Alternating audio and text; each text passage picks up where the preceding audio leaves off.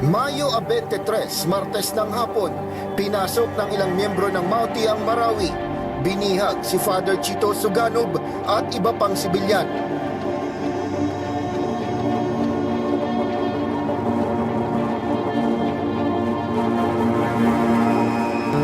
It's hard. Kasi there's no such thing as being invincible. So doon mo nakita na vulnerable pala tayong lahat.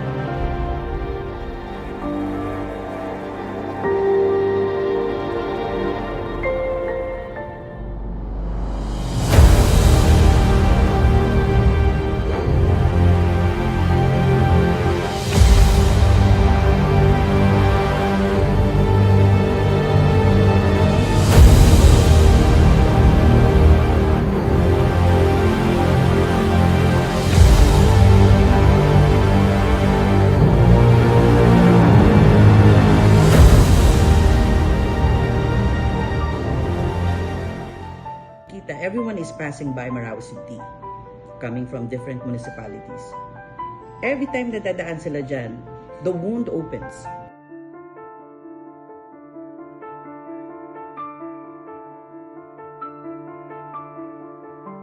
Until ma-fix and ma-rebuild ang Marawi City, there's no healing. Yes. And a lot of us, nobody went through PTSD. Lahat kami may mga PTSD. Pilipino tayo lahat eh. And then we were in that scenario and then a lot of lives gone for what? Makalipas ang ilang buwang pakikipagbakbakan ng tropa ng pamahalaan sa mga terorista, napatay ang mga lider nitong sina Omar Maute at Isnilon Hapilon at tuluyan ang nabawi ang Marawi.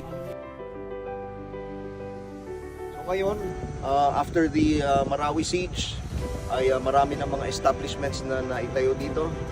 Ito ang isang example.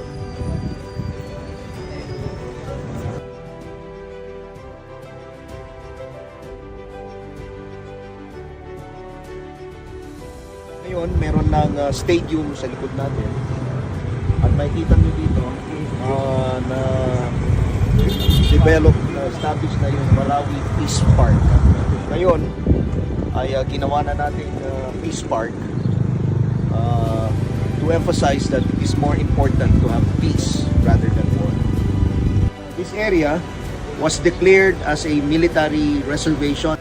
We have also established a post here, a military post, so that maiwasan natin in case of another siege ay kayang-kaya na nating rumisponde kaagad. No? Ngayon, we are showcasing the very rich culture of the Bangsamoro because we want the AFP, kung gaano namin sila tinanggap, ganun din ang tatanggapin sila ng komunidad. And by that, we'll have peace.